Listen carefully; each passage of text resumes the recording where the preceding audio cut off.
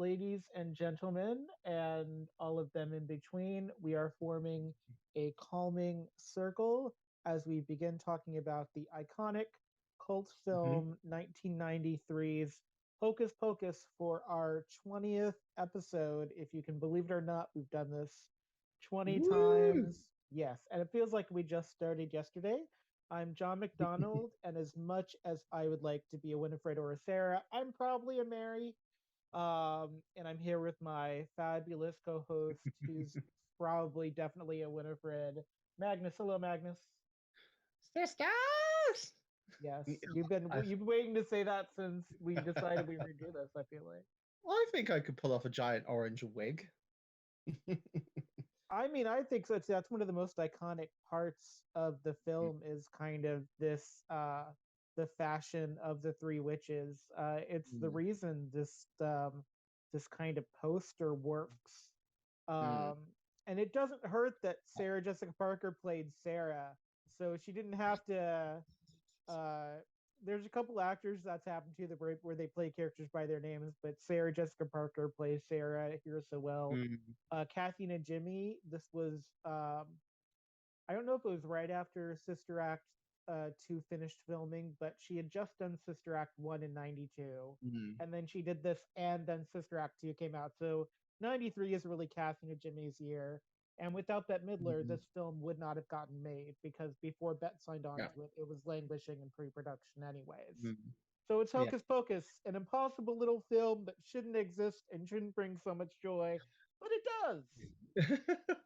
And the fact is that in doing the research for this episode before this evening, um, I was a little surprised at the fact it's one of those cult films that at the time of release didn't really do so well.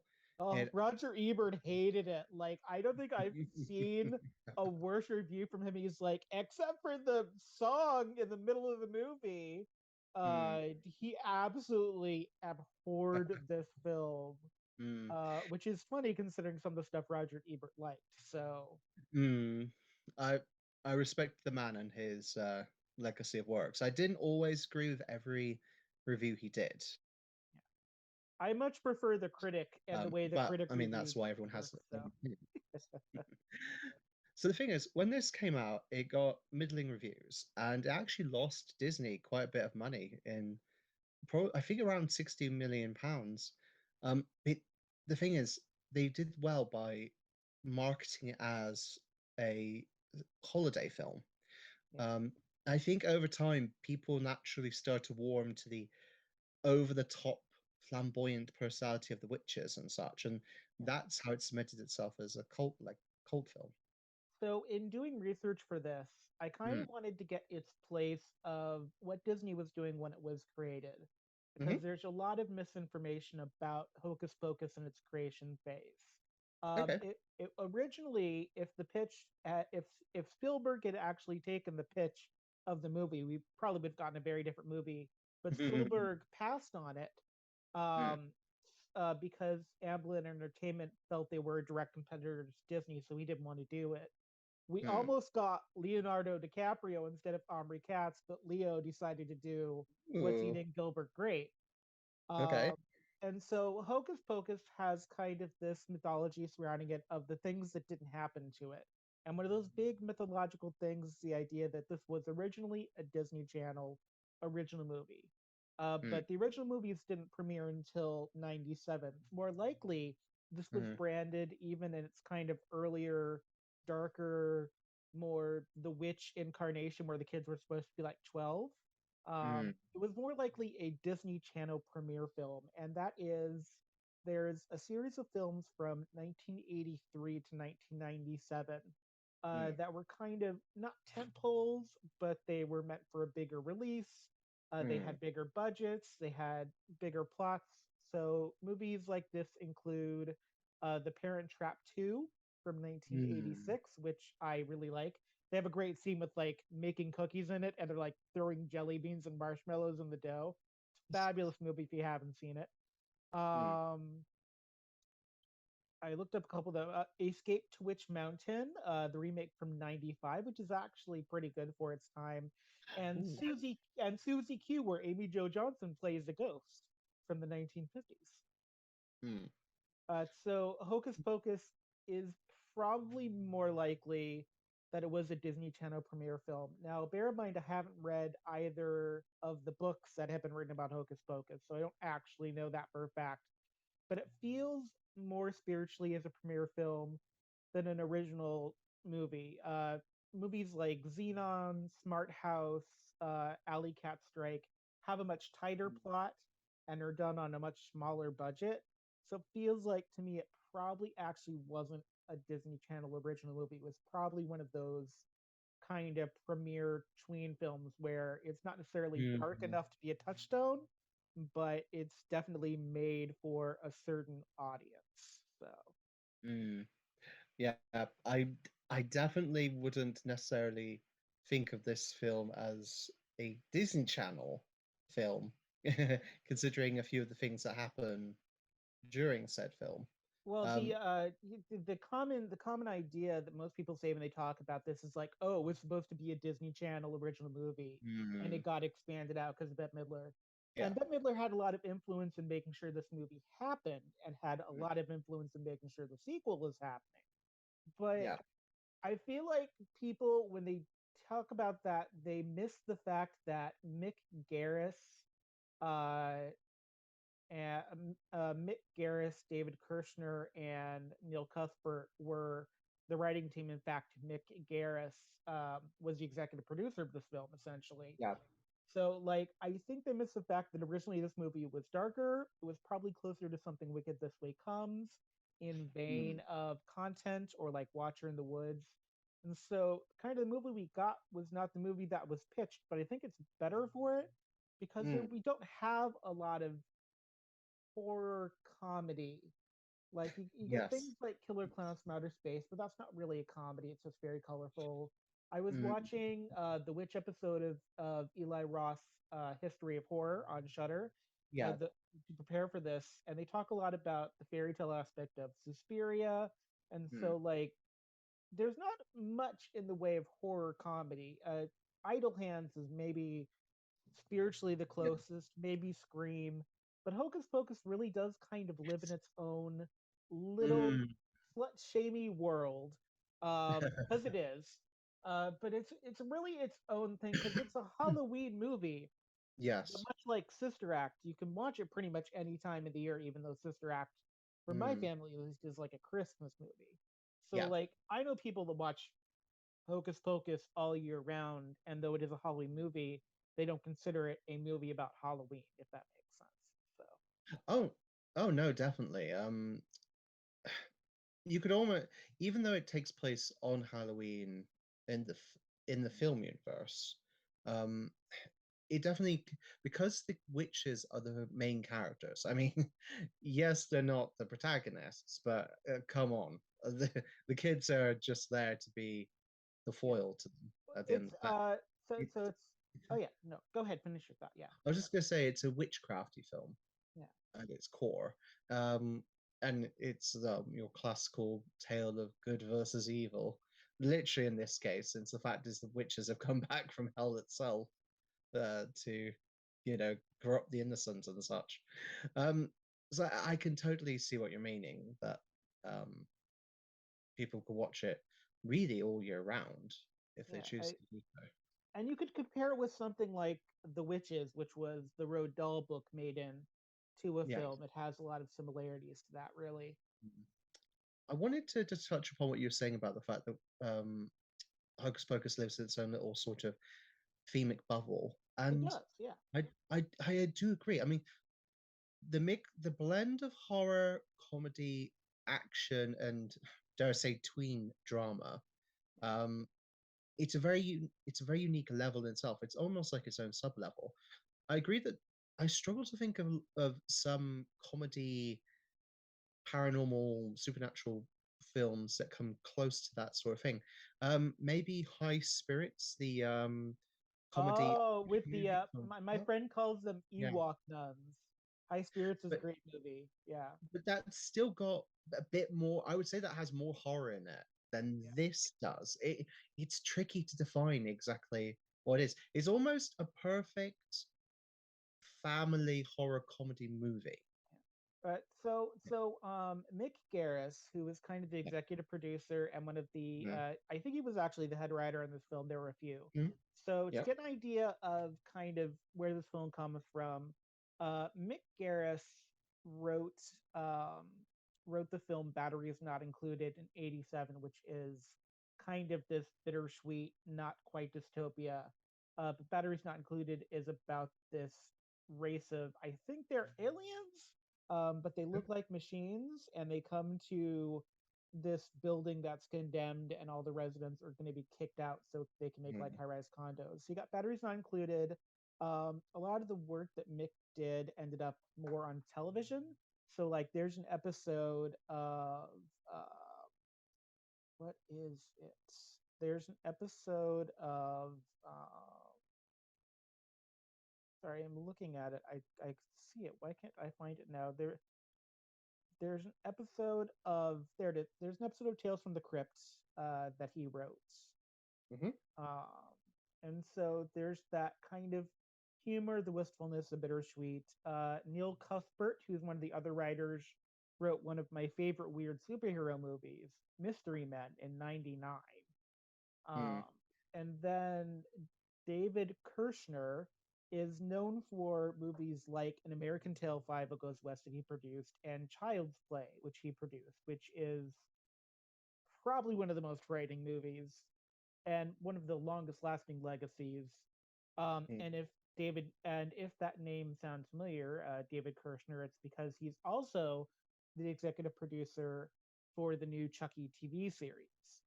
mm, So that idea of playfulness, the idea of taking, kind of the genre and tropes of what does it mean to be a witch and really examine it. And like Mick said in the witches episode of the horror, a history of horror with Eli Roth, which is a great series. Um, he talked about how you write witches as both frightening and compelling, but also in this case as very funny. Um, mm, yeah, and in a way, it's very Lords of Salem-ish because the witches are really antagonists, but they are the center of this movie. I mean, yes. everybody loves Max, Danny, and Allison. I mean, if you have to pick a protagonist, it's Max, obviously. But like, really, the witches are the flourish of this film, and that has to Mm, do so much with their stage presence. And I think it also works because Danny is such a strong kid actress, and because Doug Jones can do no wrong in film. And so, obviously, when you need Billy Butcherson, you have to mm, get the presence and almost the mime-like iconographic work of Doug Jones. yeah. So, Mm. It helped the fact that the three witches are all quite unique, distinct personalities in themselves, and it doesn't feel like it doesn't feel like they're clashing against each other. It feels like the actresses work so well together in these roles and in this state. I mean, remember the iconic like sniffing walk? Is yeah. that what they called it? Like, get I don't know what to call it. like It's interesting too because there is a version of the three archetypes of women in film. mm, So in First Wives Club, Elise talks about it being Babe, District Attorney, and Driving Miss Daisy. But when you think about witches, when you mm, think about films where women are in the lead, there's the idea of the maiden, the mother, and the crone. And yes. so you have Sarah Jessica Parker, Sarah, as a maiden, Mm, going full sexy vamp in a time when that definitely yep. wouldn't have been allowed. Even in the '90s, it's almost provocatively out of place too, which is really cool. Which we Mm, can talk about later, because this film, sex is very present in this film, even for the people not yeah. having it. And then you've got Winifred and Mary, who are both like evil stepmom characters, um, but none of them are willing to become crone, and so like in pushing against the archetype of mother maiden crone for that like fully satisfying thing, it actually is really interesting. You've also got like a seven deadly sin thing going on with pride and gluttony and lust. um Yes. and it's a really great, because they are scary, like they are still witches who sold their soul. They have all those kind of hallmark of the witches, but by the time the sun is actually rising, and you think that Max is about to die and is about to do basically the same thing as Thackeray did at the beginning of Mhm. the film. The sun comes up, but you've like laughed with the witches, gotten a little scared of the witches, and then you watch this beautiful tableau of Winifred turning into stone and the other two saying their goodbyes as they like burst into these colored flame things. It's so good. It's Mhm. Casper level CGI, but it's good Yes. enough CGI that it doesn't get in the way of the story. Because there are some No. films where like Polar Express, where the CGI is so much in focus that it gets Mm. in the way of the story itself, and it doesn't here, which is Yeah. really nice. It actually enhances the experience rather than it's detrimental Yeah, to it, basically. No, I completely agree. And yes, there's such a blend of all these different compulses and impulses and emotions and portrayals. They're frightening at times, they're funny at times. What always struck me was they're a very strange blend of both competent and incompetent at the same time. I mean, at the start of the film, like, they managed to lure the child to their house, drain her life force, curse the other kid. with an But original then, song. Nonetheless, there's two original songs in the first 10 minutes of this movie, and they're both fabulous. Both "Come Little um, Children" and the little rap they do, the song rap, to turn Thackeray into a cat. I mean, come on. If nothing else, the first 10 minutes of this movie, which by the way was filmed on location in, I think it's called Marblehead. Like there's an old like witch, not witch, but like an old American Revolution style colonial outpost thing you'd mm, go to. So like along with the outdoor shots that happen in Massachusetts, like all the stuff in the first 10 minutes actually takes place in like a period restoration colony, so it's authentic too. It's not a yes, sound stage, which is mm, really nice. yes. And on the flip side, they seem to get caught so very easily by the townsfolk, who are actually strangely competent in catching witches on this occasion. Um, but the main thing about the competence part, which always struck me, is they actually came so close to winning. Um, they, in a sense, we talked about them being the focus of the film before, almost like the protagonist. They almost came close to winning, and it was only because of Winifred's pride that they just didn't grab one of those blasted children that they slept, caused a They sleepwalk to them. didn't grab Drained their life. Allison by her yabos, What? which is the best word for nobody in any other film has ever said a word that means breast that makes me so happy. Like every now and then I do ask people about their yabos because Yeah. I just love that so much because it's Oh, just unnecessary censorship. But it's yeah, they could have grabbed yeah. Danny and done the original plan. They could have grabbed Allison because technically she counts if Max Yes. counts. So They could have grabbed any of. They had dozens, maybe even a few hundred children right outside their blasted door. They just needed one child, just and one. they would have won. And that was it. That is perhaps the most frightening thing. Is like if they could just control their eccentricities a little, even for a moment, Yeah. they could win. And Well, that's the reason Billy yeah. Butcherson was a zombie. I don't think they ever, maybe they explained it in the book because there was a book that examined the Mm-hmm. story, and it's called, what is it called? It's called Hocus Pocus and Focus, The Thinking Fan's Guide to Disney's Halloween Classic, which has both good and bad reviews on Goodreads. Um, but there's like a great little subplot in the movie where they don't really explain where Billy Butcherson came from. But my thought process is, and I don't know if you agree with this, my thought process is Billy was going out with Winifred, didn't mind she was evil, but there's Sarah right there. And the way that Doug Jones does that look when Sarah says, "Hi, Billy," the first time he's resurrected in the graveyard, Mm, makes yeah. me think Billy cheated on Winifred with Sarah, and then he got what's coming to him, but now he's like still linked to this coven. Yeah. Um, and so like my personal headcanon for this film is that Mm. um yeah, I wouldn't say Mary is an ineffective witch by any means, but uh she's kind of like not the glue between the two, but she spends more time making sure Winifred and Sarah don't kind of rip each other apart. She's the one that wants to do the calming circle. Yes. She's the one that sniffs children. Like without Mary, they're just wandering around Salem trying not to get run over by like buses, I think. So Uh, no, I agree with you. That Mary is the how to put this? She's not the mother figure of the trio, but she's definitely sort of the rock, and she helps to, even though she is still quirky in her own right, she yeah, keeps Winifred's pride and Sarah's um clueless, almost bimbo-ness, yeah. um, down to it, but she still has her own little bits and pieces. And she is In the terms of opposite of a mother character too, because she is yes, not sacrificing.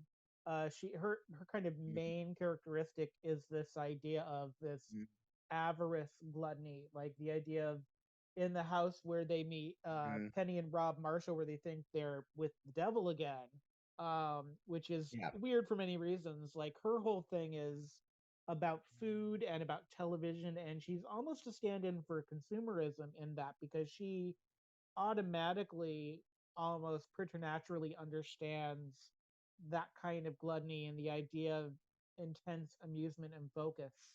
yes. Um, I have no problem imagining her as being the one they send out to gather supplies too, because she'd actually come back with the supplies, and Mm. Winifred would get distracted, and Sarah would lose her way.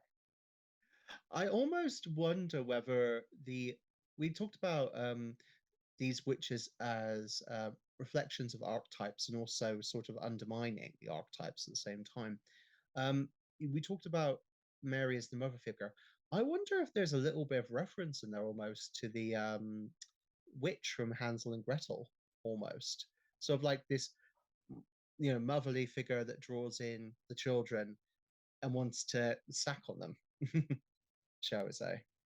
And then Sarah is more of the seductress type of witch, and Winifred is more of your grand scheming sorceress, almost. She's the Angelica Houston of this movie. In terms of my thoughts regarding Billy, um, I did get the impression um, from the film that he'd been with Winifred, but yes, that he and Sarah are more acquainted, shall we Yeah. say, than just potential brother and sister-in-law. So I did wonder whether Winifred had cursed Billy. He'd had an accident, but because he was the victim of said curse, that she did have a link to him that she could raise his corpse easily if needs be. I mean, that's the possibility, or it could be it was a gift from the devil, shall we say, who the Well, witches seem to have had yeah. a relationship with previously. Well, and the witches here don't Mm, have a traditional black cat familiar. If anything, the black yeah. cat is an antagonist to them. So they Mm, actually do need a familiar, but yeah. whereas in a commentary about patriarchy, most witch films have where it's absent. Here they're kind of in charge of the patriarchy. The patriarchy of Mm, kind of the parents goes out the window because they're cursed to dance until they die. yes. The cop is not an actual cop; he's a person in a costume. Yes. Um, and the beater villains, Jay and Ice, who are these very '90s TV bullies. There's Mm, not really really, if anything, the ultimate authority in this movie is are these three witches. Like they have all the knowledge. yeah. If they weren't so wacky, like they could have easily made it work, and that might be kind of the plot of the upcoming movie Mhm, mhm. because the way Yes. we approach Halloween, the way we approach Witch is very different now than it was in '93. Um, and it's a really interesting to kind of look at this promo picture, this kind of trailer art because you see a lot of Sarah Jessica Parker's body um in this. Like she's essentially wearing like almost a witch swimsuit. It's more cleavage than you see in The Craft almost.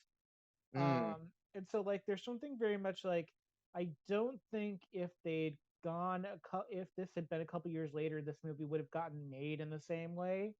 Because yes. by the end of this, by the time we get to like 97 where they're making things like Xenon or Halloween Town, witches have gotten very covered up. Mm, And it's something really interesting is that yes, she's kind of that very stupid, very blonde, but yeah. she's also very endearing because you know who's having fun in this movie? These Yeah. witches. These Mm, these three women are having so much fun playing these characters. And I think that's part of what we love about it as queer people is that it's not just mm, a subversion of something, it's that it's a subversion that is both serious and meant to not be taken seriously. Like this is a movie that is even in its dangerous parts, fun. yeah. I mean, you got the zombie that opens his mouth to speak, and Max's first words are, do whatever you want, just don't breathe on me." Or you've got Winifred saying, "I always wanted to have a child, and now I will on toast." And it's such a good set of lines. So there's a humor here to this film, which is really important in a way Mm, where the atmosphere of like the Blair Witch Project is important in the absence of the witch and the witch you conjure in your mind. Um, and it's a really good movie. It really is. mm. It it really is. At no point does the film forget that one of its main points, and for this film, it's very important, is to entertain. Yeah. Like whether it be the over the top characters, the great lines they deliver. Um, The death in the pottery the, kiln at the high school. I It's was so good. There was I was so shook. much I commentary in that one little scene. It's is it a prison for children? Like, come on. It's like such good commentary done so well. Thank you so much. It's like the Witches Far Side edition. It's like the Witches brought to you by Gary Larson, and I kind of love it. the first time I saw that scene, I honestly thought for a minute there that they actually had he managed to succeed in getting rid of them, and then they came staggering out of there covered in soot and like oh, it And was they're like like listening to the recording of the tape. Winifred is like mocking the recording of the cassette tape that I think was teaching Spanish too. It was so good. so. One quick question, actually, if it, whilst we're going on the entertainment part, how did Winifred know? Like when they accused her at the dance and were saying, "There's the witches, they've come back." Um, how did she? That was very quick thinking of her to turn it round to her advantage. But how did she and the other witches know how to use the microphones? Well, so the first thing is, I think that Winifred had really, because at the point where they're at in the movie, Winifred had already understood the change in Halloween from Okay, yeah. 1693. She had gotten a grasp of how new Halloween and that was about frivolity. And Mm, it could just be like because we never see the person on the soundboard. So whoever was on the soundboard that the skeleton MC was talking to yeah. must have been like because normally you have someone running a soundboard and it was likely they were just omnidirectional mics and so the person was Mm, being bewitched but also making them sound great. Um, Also, true. I have no problem believing that they just have really good diaphragm breath support. Sarah has to at least because she sings her song while flying through the air. So even if she has to do like a Marilyn Monroe type breathy thing, I have no problem believing that Sarah Sanderson at least has fabulous breath control. Um, Oh, are you talking about their song when she's enchanting the children? Well, she does it twice. Both times she does it, she's in the air singing "Come Little Children," Mm, except yeah. for the ones in the museum when they first meet Danny, and they're trying to figure out if she's actually a witch or if she's just a little girl, which is a great scene too, by the way. Danny thinking on Yeah. her feet like, "Sisters, it's so good to see you. I've been waiting for you," and they're like, "You're what?" this is like years before Hereditary and The Witch, and there's been like, except for Double Double Toil and Trouble, which is maybe the worst witch movie I've ever seen. It's so bad. It's one of those things where like for a second, Winifred's like, are there child witches here now? Is that what year is it? You can almost see Winifred thinking, what year are we in? It's like Robin Williams in Jumanji coming back to like, what year is it?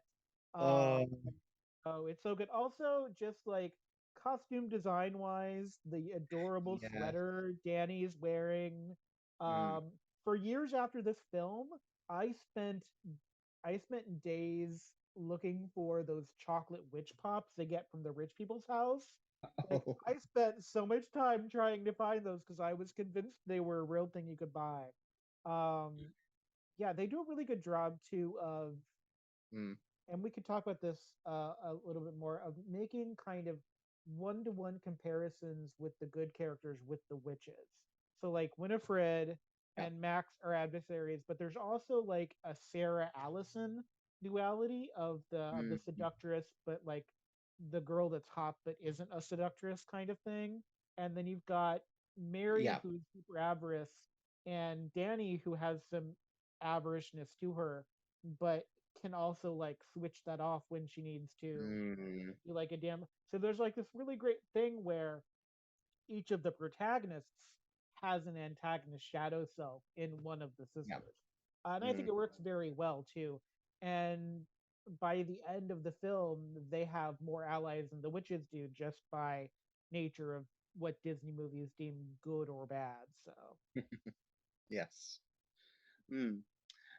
So, did you want to move on to the discussion we sort of touched upon before that really deserves its own little section about the presence of sex in this film? oh yeah, sex is everywhere. The lack Yeah. of people having sex. So it's interesting because this is not a movie about sex, but this No. is definitely a movie about sex. It's like the act of not having it has more presence than like sex has in Carrie, where it's used to unlock her power. It's almost like it's taking the concept of feminism reclaiming of sexuality, and I don't want to speak for any of the male writers because I don't know if I'm hoping there was a female writer in the room, but if there Mm. wasn't, uh, it almost feels like it's a commentary both on the idea of reclaiming sexuality and on how Disney creates these kind of Barbie Cabbage Patch Doll people. Like if you think about like Jonathan Taylor Thomas, who Mm. did Disney stuff and Home Improvement, where they packaged them as teen heartthrobs, teen heartbeats, but then they both sexualize and desexualize them, and Mm. there's a lot of that in this movie. It's a really weird line to straddle, and I feel like once you start digging into it, it doesn't become uncomfortable, but it doesn't.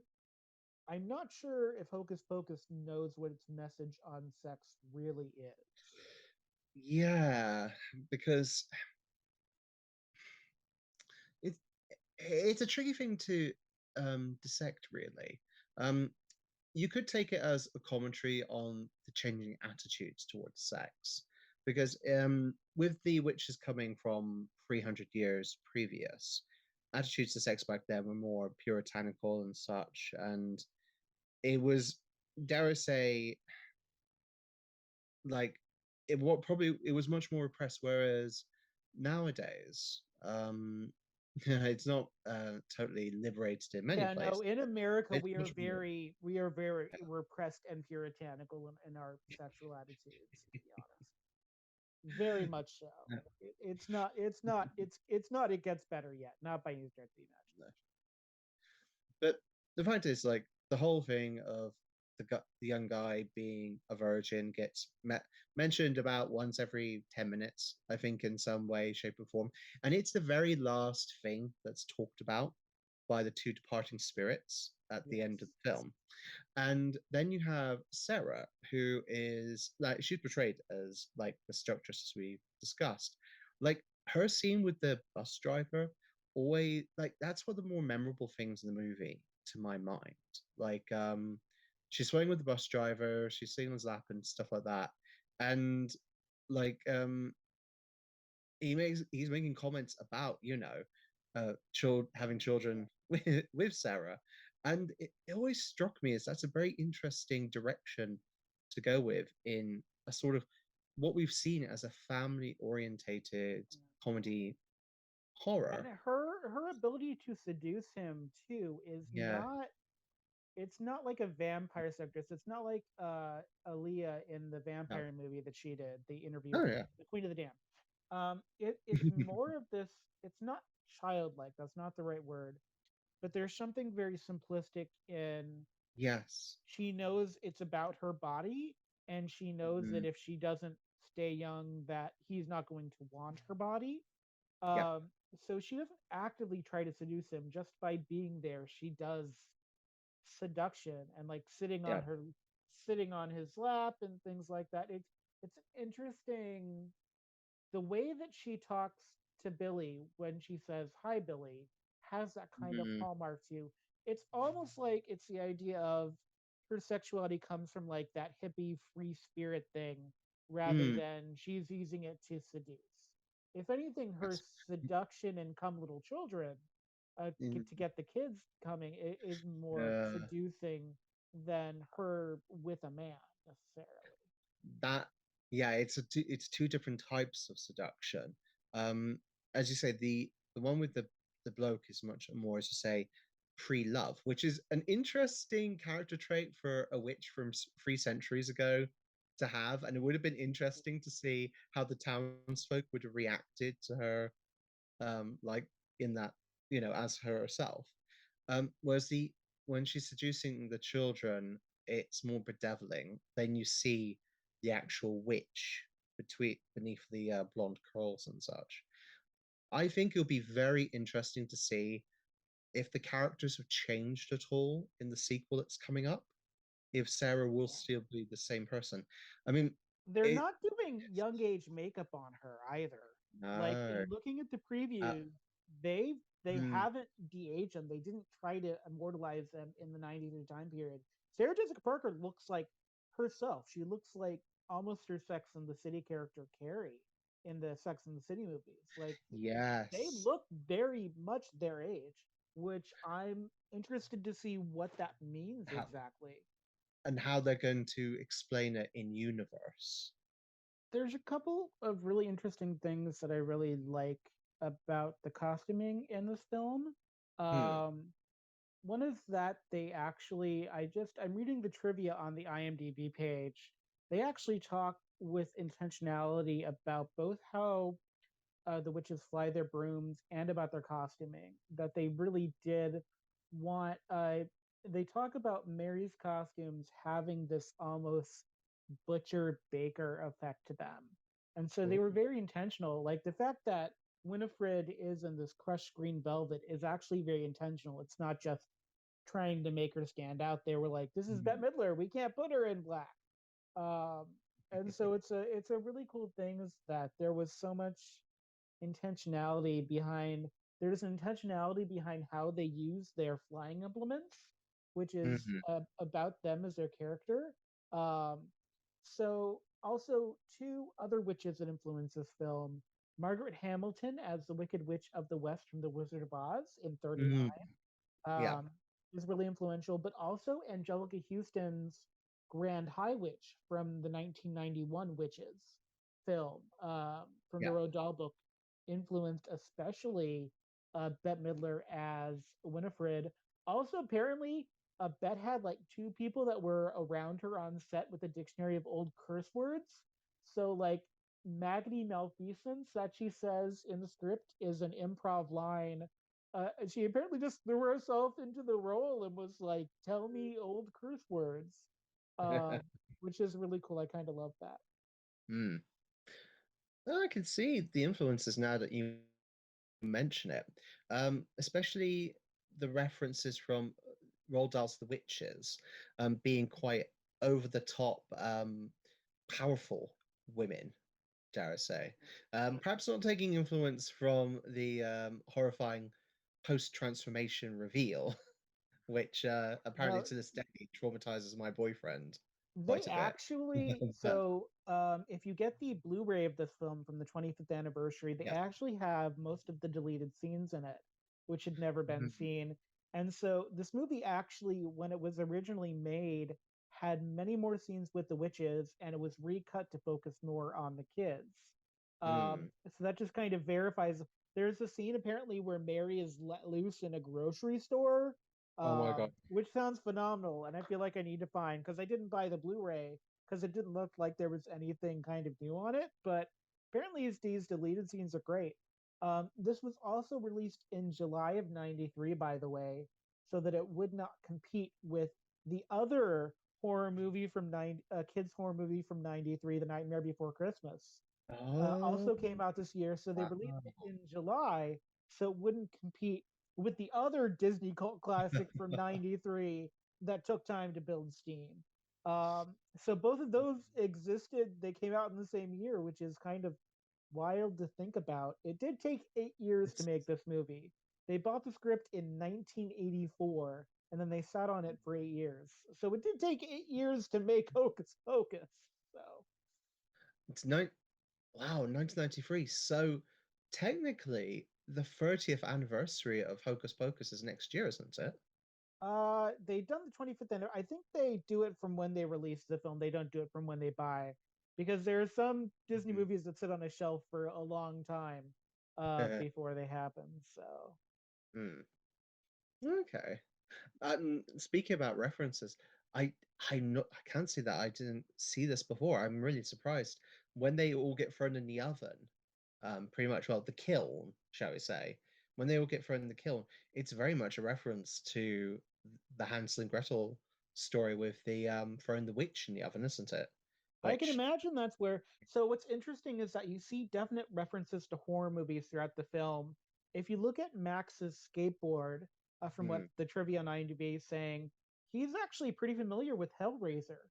Pinhead is apparently on his skateboard, and so like he would intuitively understand where he was, which makes him mocking the concept and lighting the candle at the beginning of the movie, being like, dude, you have a Hellraiser thing on your skateboard. Why are you doing this?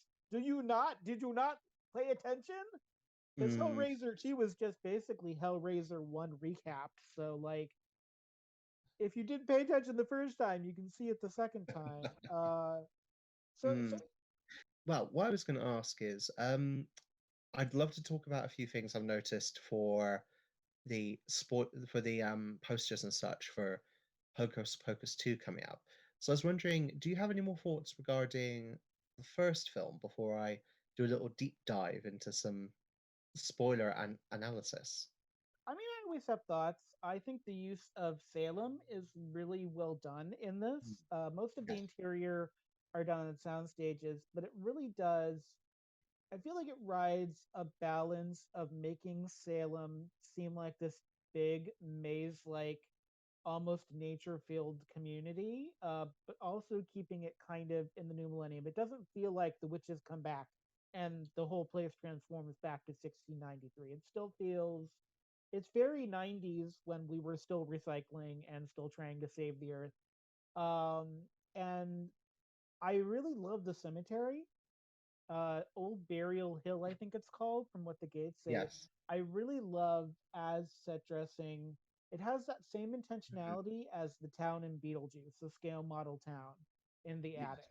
And for me, that is really great because it's not so frightening a cemetery that you can't hang out there. Because in another film, in different hands, they might have thought we have to make the cemetery super scary, but the kids are there a lot of the film. Like they're like the end of the second act almost, and the whole final act of the film happen essentially in that same cemetery. Mm. Um, I also like the use of salt. Almost every scene where It's salt is mentioned comes with like a snarky Scooby Doo Buffy, I can't believe this is the rules moment. And I love there's some snarkiness there, but that they still do it anyways. And that's one of the Sarah Allison scenes I like is that is that basically Allison has to face off against the witches when the other are caught, and she's like whipping salt around, and Winifred calls her "what a clever little white witch," and I appreciate that a lot. Mm. Yeah, so a part of me wants to kind of talk about Jay and Ice and kind of this idea of masculinity in film, but I think we'll come to that on our way out of the sequel because I feel like the sequel is going to have because the book sequel that was released that isn't the movie that's getting made was about Max and Allison's daughter Poppy, and it has a very Halloween Town vibe where like they don't celebrate Halloween at all, and Poppy Mm. really wants to be into it. It sounds like so. I'm kind of excited to see what they do with the sequel, and I'd love to hear what you think from what we've got of the trailer. So, from what I've been able to ascertain, looking at what material's been released so far, um, it's going to be it's strange. It's going to be set in modern day because of the presence of the Roombas that Mary uses instead of a broomstick, as seen by the one poster, and the fact that Sarah's using what looks like a cordless vacuum cleaner, whereas Winifred is sticking to tradition, darling, with a good old broom. Um, Well, so that apparently Sarah Jessica Parker liked her broomstick so much she actually stayed in flight during mm, breaks. Apparently she found her flying harness so comfy she didn't come down. Like they just gave her a newspaper during break and she mm. just like stayed up on her harness the entire time. So it's not out of the realm of possibilities.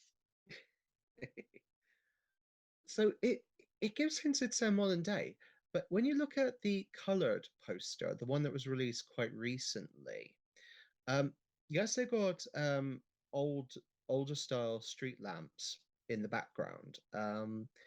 But if you have a look to the right hand side of the poster, there's an older building in the background, and it says Magic Shop on the sign, and it's Yeah. written in the old style English. Now, this is either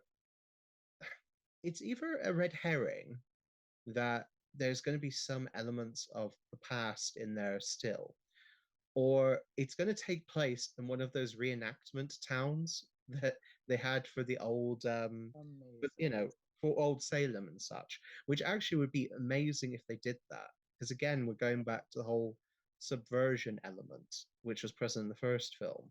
If Well, they I followed know from this one, Well, I know in the trailer, I've there's a lot of talk about like this idea of a Halloween carnival, yes. um, and so there's a lot of nature in this trailer. There's more nature, and more actual witchcraft in the trailer Mm. than there was in the original movie in a lot of ways, because it's more Wicca, more natural, um, less of that high fantasy witchiness, really, until they get there. I think. Um, yeah. Well, I wonder if this is due to changing attitudes in both viewership and filmmaking since it came out, because it's almost been 30 years since Hocus Pocus itself came out, and there's been a lot of changes in that 30-year time span. Yeah. Um, so I wonder if we're going to see a definite change in the essence of what it is. It's still going to very much be Hocus Pocus. You can't get away from the witches and their sheer personalities. And I think they're going to make sure that you're fully aware you're watching Winifred and Co. I wonder if they'll make it gayer though. I don't know if it's actually possible to make a gayer witch film than Hocus Mm, was, because I feel like even Hocus well, Pocus was gayer than like Witches of Eastwick and Practical Magic, which are kind of the two Americana witch they're- standards in my mind for this kind of thing. well, they're already making it overtly queer because they got those drag queens in it. The Yes, ones but that are going to be overt queerness doesn't mean because there's a yes, way you means can it's play better. it. So the Yes, idea of queerness, the idea of camp, the idea of yes. effortlessness that came out of the first film. So yeah, you can put drag queens in it, but it's kind of like saying because Cherry Pop or Hurricane Bianca Mm, uh has drag queens in it, it's super queer. But I would almost argue Hurricane Bianca is actually less queer than it bills itself as. But that is a different conversation in a different way, shape, and form in a different mm. episode. But there is something about Hocus Pocus that had an effortlessness that drew us to it the first time. Yes.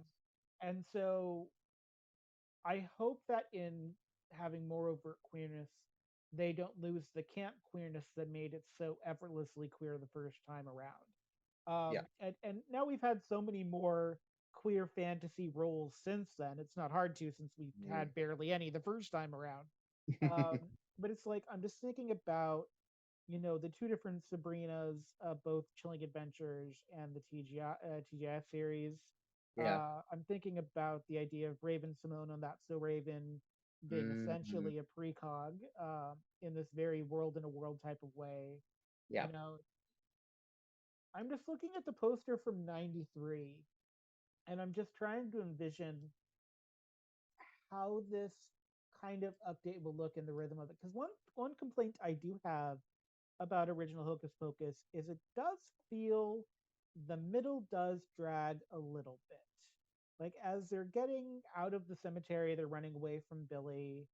Yeah. There's about 10 minutes in the middle of it before we get to Bette Midler's song where it does feel like they're dragging, where they're looking for help. They're being very kid, they're doing the kid thing, but that makes it hard for the plot. So I don't it's not meandering, but Yeah. want I don't want them to try to go in to fix the things from the first movie and answer things in a sequel. Um, Mhm. that I feel like would be. I don't think they're going to, but that for me would be a problem. Because I like the film even in its imperfections. I hope my hopes for this film are that they tried to tell a new Hocus Pocus story, um, which has been done because we've seen like the expanded universe novels which you mentioned and Yeah, such. I haven't So, read the expanded universe novel, so I have oh, no idea what the sequel does. I just know that it exists, yeah. and it's about Max and Allison's kid Poppy. But it does sound very Halloween Town, which is a different Disney property altogether, which is also fabulous in a different Mm, sort of way. mm. Which not to go off topic, but I believe that it's that Halloween Town's being looked to be redone at some point in some form, but I mean, I I don't don't think think it's they coming out will because in they tried to do Halloween Town High after Halloween Town 2, and I don't think anybody watched Halloween Town High all the way through. It's one of those things I did. where, okay, well, I hope you enjoyed it then, because I did not. I thought the movies were good, but I don't like when they recast someone and they give them the same name. I think that was my big problem with Halloween Town High. Um, I will miss Danny. Thora Birch had scheduling conflicts, so she cannot be in the sequel. So I will miss that we're not going to get Danny because I think Yeah. Danny as a child actress does keep quite a bit. One of my favorite moments, the exchange between Danny and Max, where her threat to him is either do this with me or I'll make you wear Peter Pan tights. Knowing exactly how to get what she wants out of her older brother, who is obviously having a moment with his masculinity because this is after he's had his shoes taken Yes. from him. And he's trying so hard to project this very hard image, trying so hard to like get Allison to go out with him in Mm, this very public way. And there's something really interesting yes. about Max's masculinity as a character. In a way, Thackeray is more masculine, much more pirate like, more Mm, dynamic than Max is until almost the end of the film, in a way. Max spends a lot of time being a damsel in distress in the original Hocus Pocus.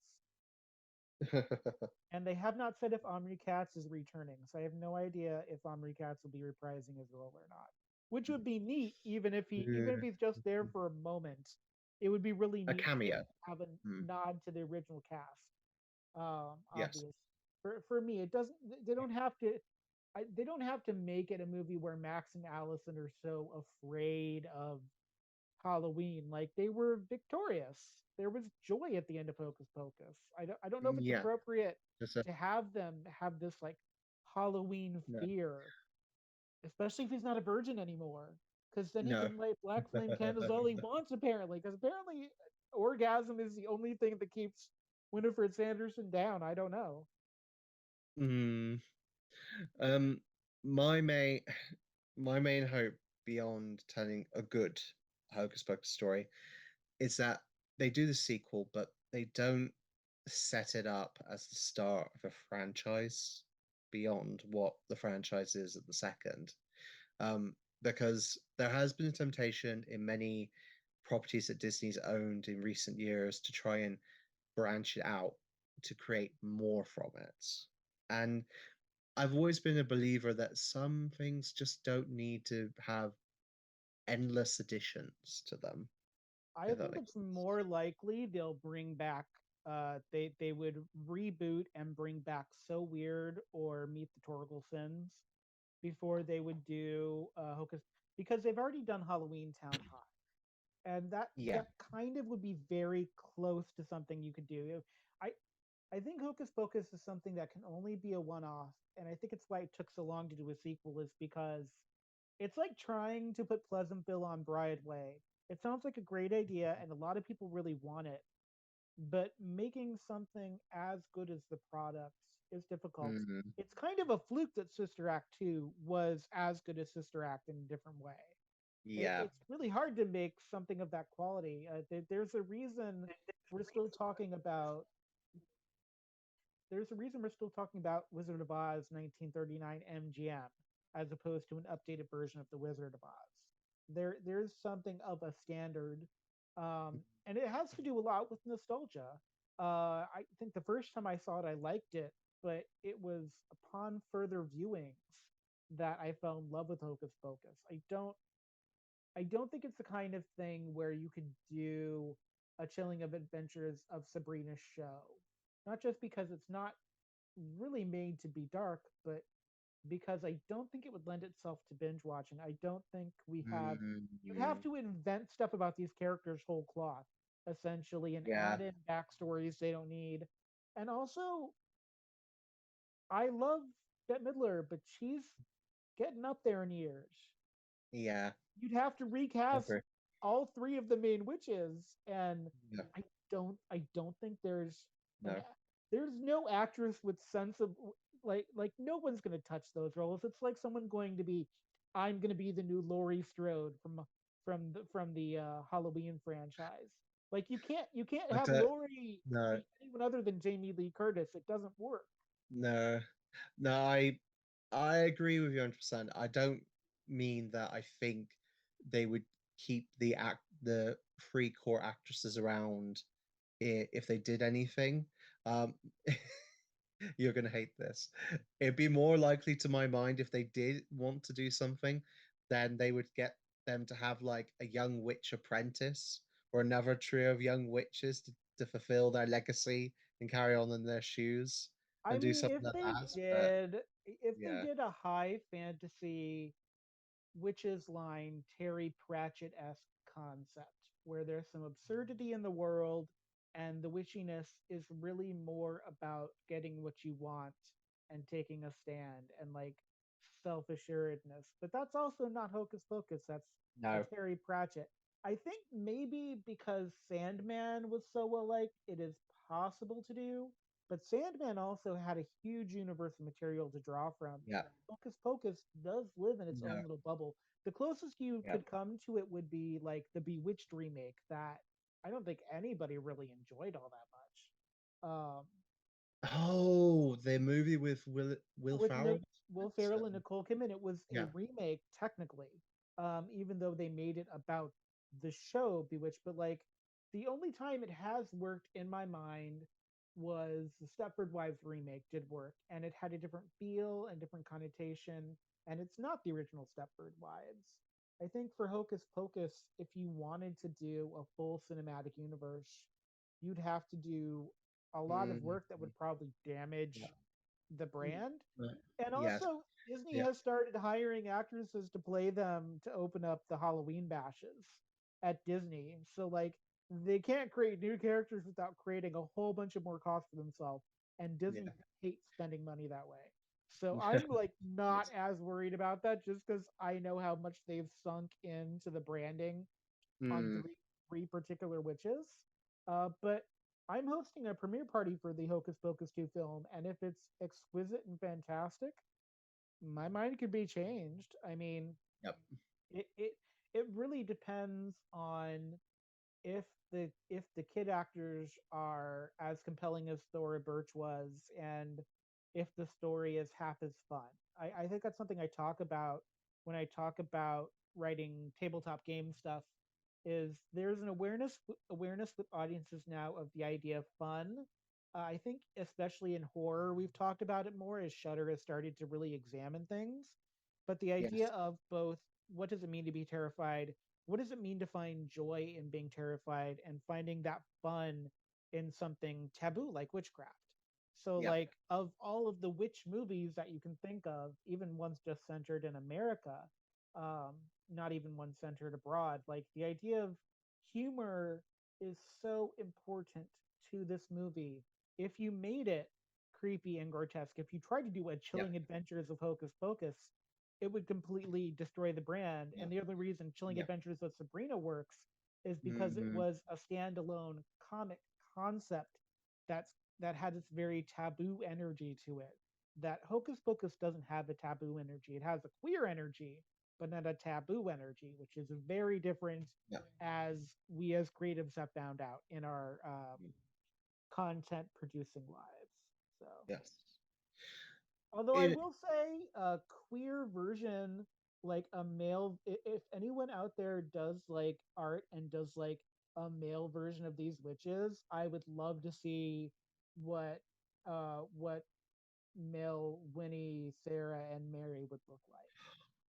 But I because I think haven't seen that, and I would love to see it. I believe that I saw a male version of them. I forget who did it.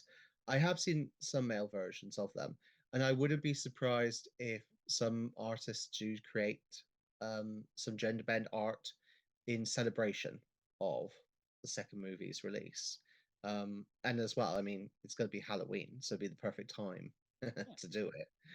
Uh, um, so yes, I agree with you. I mean, I don't really think there's that much risk of them going somewhere else with this property after the sequel, um, because Hocus Pocus really was its own kind of creature. It was like it was one of those things that's lightning in a bottle.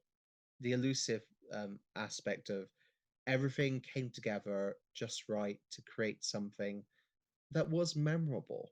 And that a lot of things that we've discussed, a lot of the movies, a lot of the shows, they are memorable for their own unique reasons.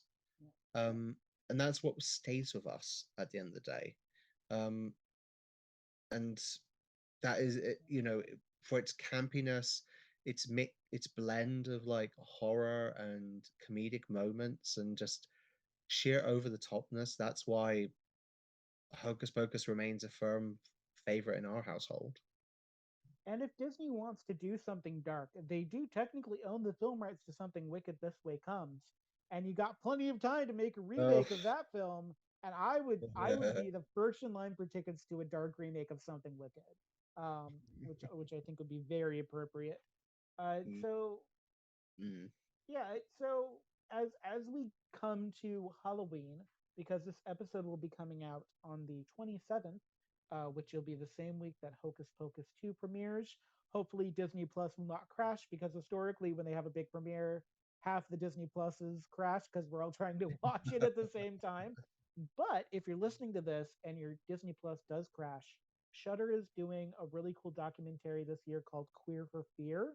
And Queer for Fear is about queerness in horror films explicitly, not just the characters, but how queerness identifies with horror. And I think that's kind of a great place that Hocus Pocus lives in. Is it's both queer, but there is terrifyingness to it. There's, shades of the evil queen um, from Snow White, not Lana Parrilla, but the original kind of Queen Grimhild character, which was had a very drag feel to it. There's what the great thing about Hocus Pocus is that blend of darkness, but also Disney magic. And I'm really glad that the brand decided to embrace Hocus Pocus as it became more popular. Kind of in the way they embrace Nightmare and they embrace even the Haunted Mansion ride.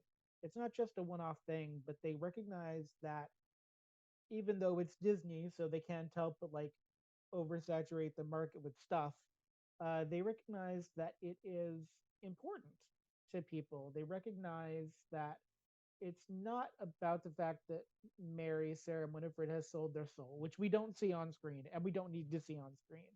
But it's about the fact that they're trying so desperately to hold control and be victorious.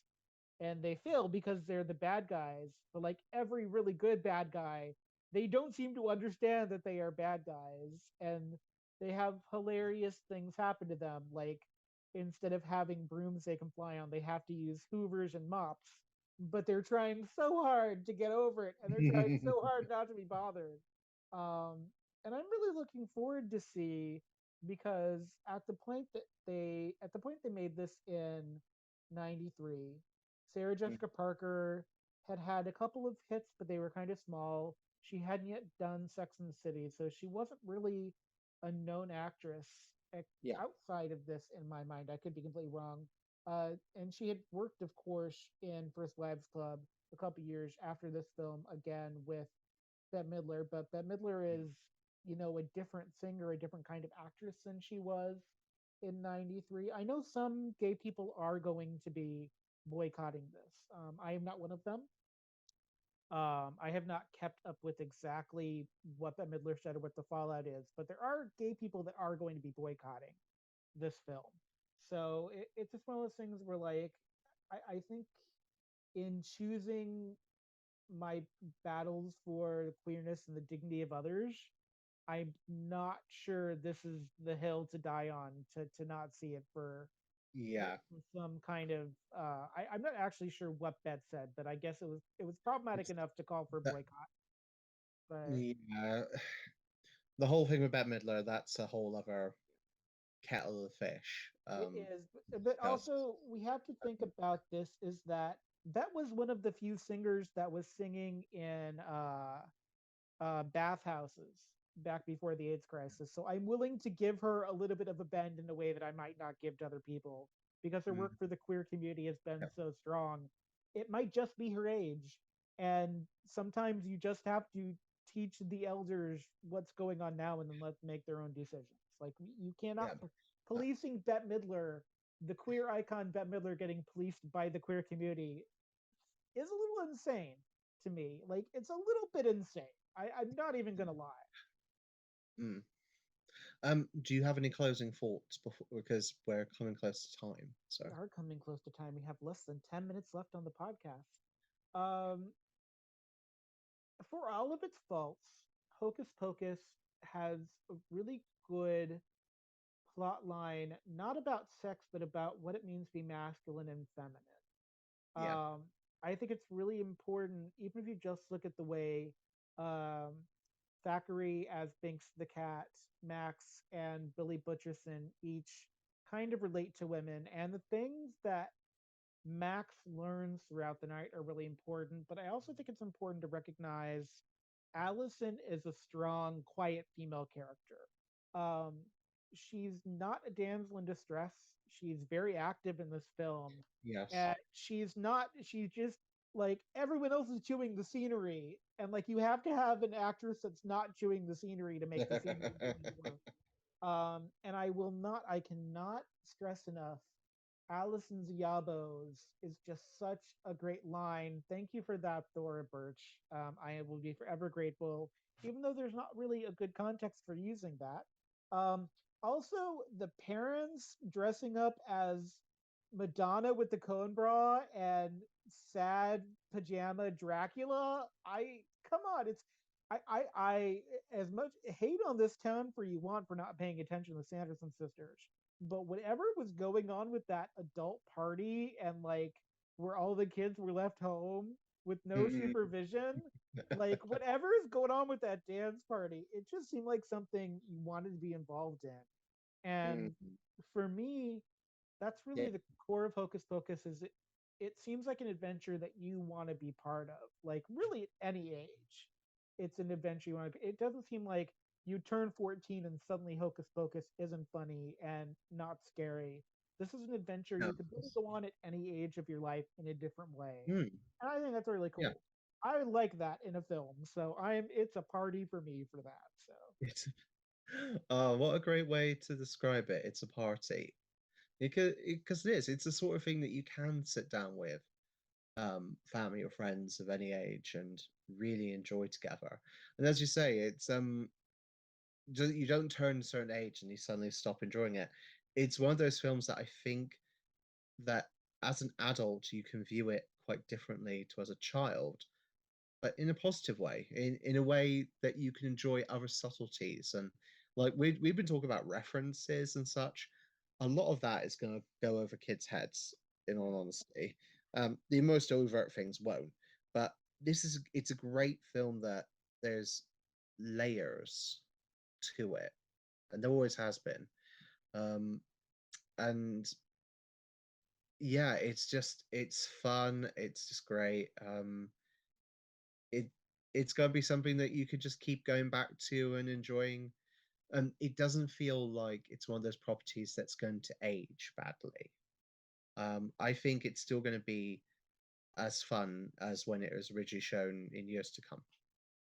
and you can totally theme a party around it. So it's not just a comedian movie. Yes. Like the amount of people I've seen that have made like s'more graham cracker things that look like the book, or have like parties where there are candles everywhere from it. There's You can really create a community out of the good things in this movie, and you can like you could do like a lobster roll theme thing and do totally Salem. You could Yeah. really lean into the witchiness of it and have a bubbling cauldron.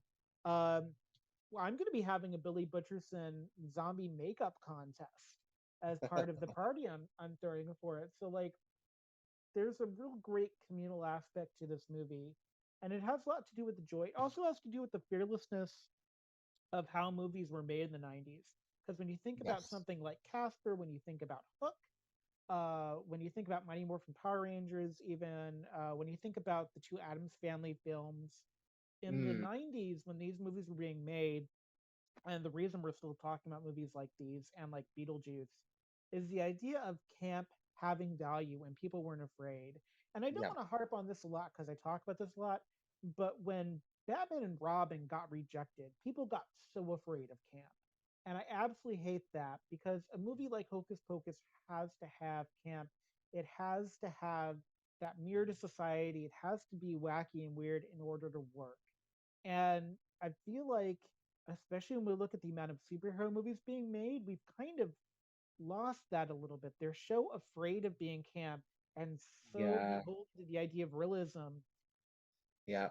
It's one of those things where, like, there's a value in Hocus Pocus just as queer camp that we should not miss out. And it's something that the reason we come back to these movies from the 90s is because they were not afraid. They were not afraid of making the Teenage Mutant Ninja Turtles movie be exactly what it was. And we don't really get those movies now because the last Teenage Mutant Ninja Turtle movie was like done by the guy that did Transformers, and it was Yeah. Michael awful Bay. because it took itself so seriously. Yeah. And like, it's okay for a movie to not take itself so seriously. It's okay to go into a slasher flick, quote unquote, and know that it's going to be a slasher flick and that people are going to die. That was one of the great things about Cabin in the Woods is it understood the kind of genre it was part of and it understood the work it was doing. And when I go into a movie, like when I don't want people to be afraid of having fun with their movies. Yeah. You just Mm, It's a fun movie and we should have more fun movies in the world, and there just aren't enough of them. And it bothers me because there are kids growing up that don't have a Hocus don't have Pocus that. all their own, and I hope Hocus Pocus 2 can be the Hocus Pocus for them and they can share that with their Mm, parents and their families, this love of the Hocus Pocus now extended universe, because there are two of them. So it's enough to be an extended universe, kind of. It's at least mm, like two adjacent universes. So yes. Oh, right. Well, I think we've Uh, come to the end of this. yes, and Uh, for Halloween, we are going to be celebrating one of my other favorite Disney cult classics, Return to Oz, and that'll come in mid-October at some point. yeah. And we've got holiday content planned all to the beginning of the year. Um, Yeah. Hopefully, that's the idea. And we're going to be excited to just kind of be with you in this holiday season and to talk about things that matter and things that are hella gay, because things that are hella gay are hella the best in my mind. Um, and if there's anything that you want us to talk about that we haven't touched on, we definitely want to hear from you. Magnus and I both have Instagrams, both have Twitters, and our YouTube channel, which is our archives, also has an attached solo email address that I checked. So if you leave a comment on one of our archive videos about, would you please do this? We're going to see it because I'm going to see it. Um, yeah, and if you want to listen to any of the old episodes, if they're not in the archive, they'll be in there about a month after they come out on the podcast. And yeah, I hope you all have a spooky start to your October.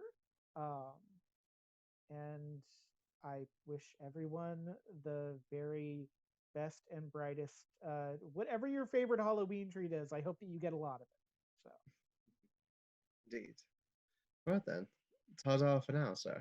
And ta-da to everyone else as well. ta ta to everyone.